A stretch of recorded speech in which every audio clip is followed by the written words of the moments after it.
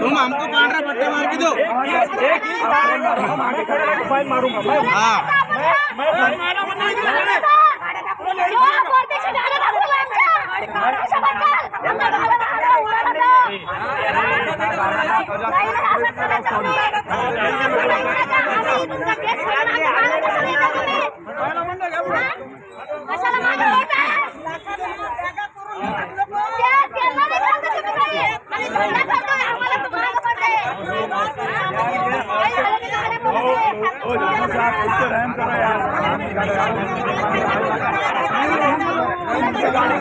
नहीं बाहर नहीं जाने का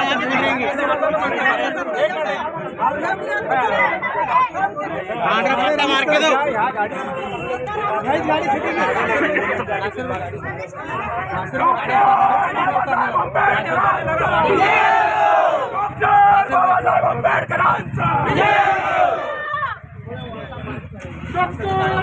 एक मिनट पकड़ गाड़ी यहाँ से मैं भी नहीं जाना। जब मेरे घर में मौका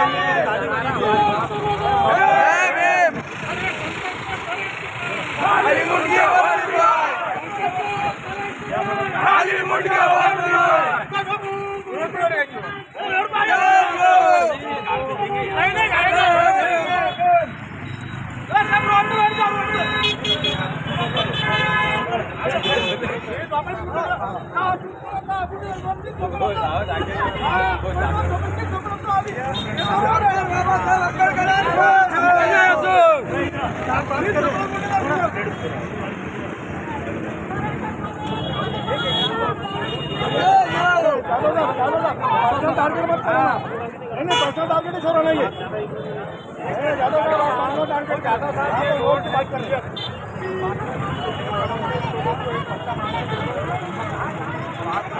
गरीब लोग जाएंगे क्या? हमारा एक तो हम महानगर पालिका गलती में है। यही बात करो, गाड़ी निकाल रहे हो। डॉक्टर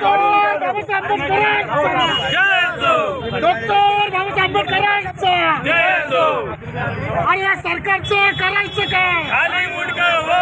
अरे या सरकारचं करायचं काय?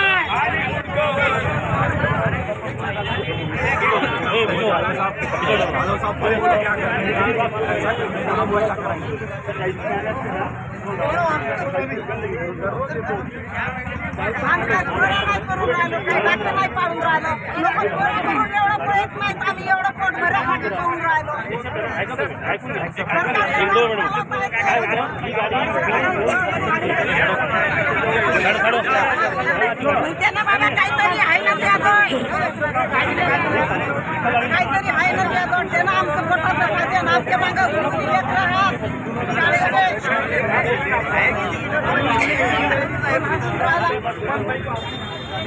आता याच्या पुढे आम्ही होई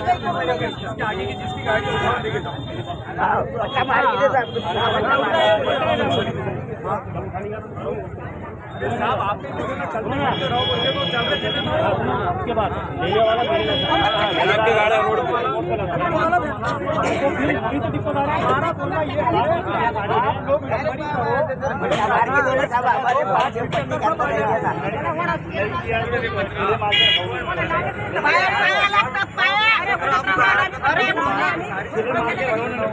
माणसं वाना म्हणा तुम्ही काय होय काय माणूस काय शिकायची नाही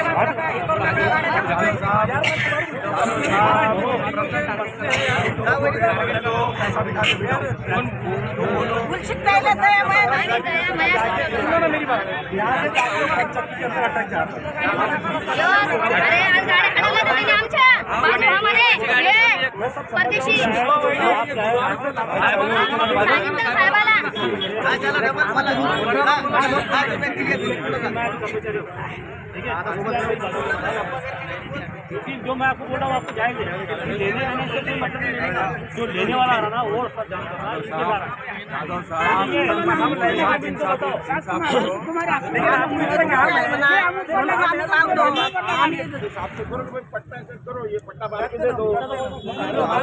अरे भाई 21 को मोर्चा लेकर आ रहे हैं लेके जा रहे यही डिमांड है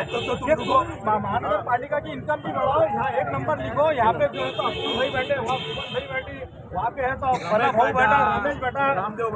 उनका नंबर अगर उसके आगे किसी की गाड़ी रही तो हम आएंगे वो गाड़ी को आपकी गाड़ी में डाल के आपको दे देंगे लेकिन इनकी गाड़ी अरे भाई महानगर पालिका को साफ सफाई में जाने को पैसा साफ सफाई का ये मुद्दे आपको अरे 21 तारीख को मोर्चा लेके आ रहे हैं गाड़ी छोड़ो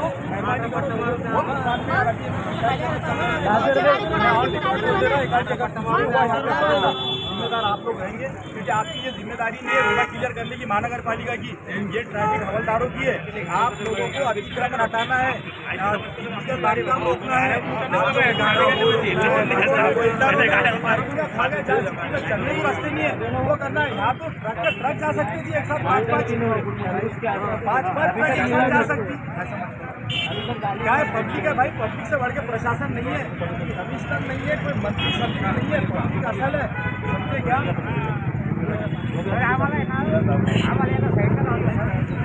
अरे डॉक्टर बाबासाहेब आंबेडकरांचा बोलो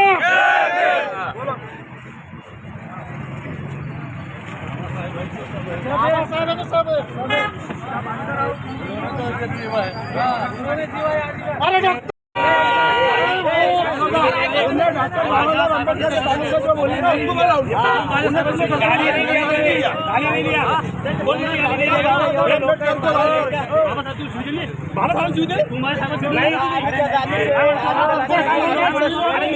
अधिकार सांगितले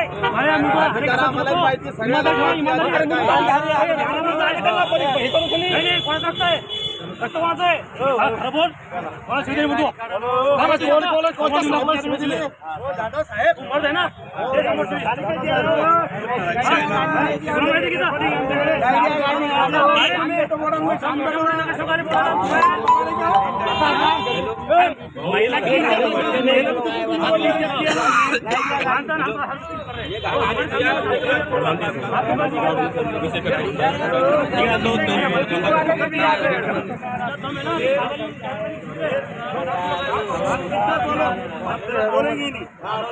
डॉक्टर बाबासाहेब आंबेडकरांचा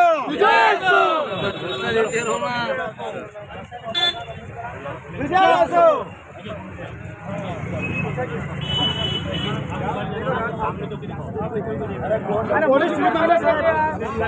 आप कौन के लिए आए ना उन्होंने आपको गाली दी परदेसी साहब कोई गाली नहीं देगा आप बैठो यार तुम क्या मोबाइल दिखाते हैं हमारी को मीटिंग है ये वो कौन गाली देगा आपको क्या मानी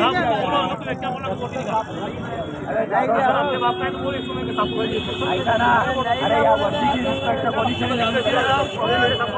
नहीं दिया यार अरे भाऊ एवढं झालं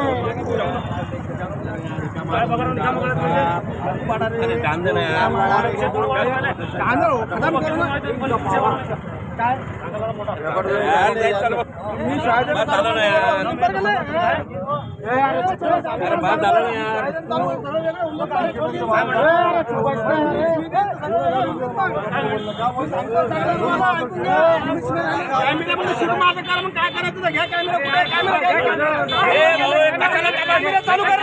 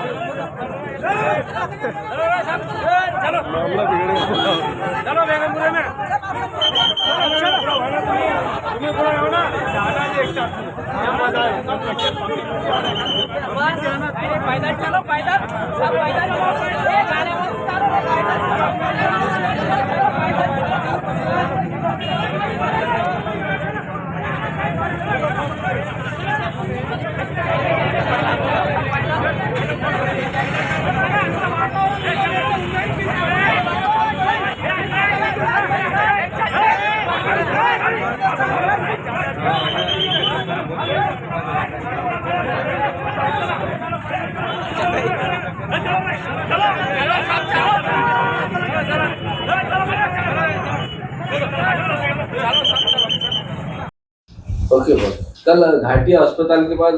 कुछ हंगामा हुआ बोलकर बताया गया आपको। देखिए हंगामा तो नहीं बोलेंगे, लेकिन जो कारपोरेशन ने एक अपना एक कार्रवाई का सिलसिला जारी रखा हुआ है, जबकि मैं समझता हूँ कि कारपोरेशन ये जो रोड साफ़ करना या ट्रैफिक क्लियर करना या इनकी जिम्मेदारी नहीं है। कारपोरेशन की अपनी एक जिम्मेदारी है कि जहाँ पे भी इंक्रोचमेंट हुआ है बांधकाम में उसको हटाना चाहिए। जहाँ बिल्डरों ने जो है तो पार्किंग को खाकर जो है तो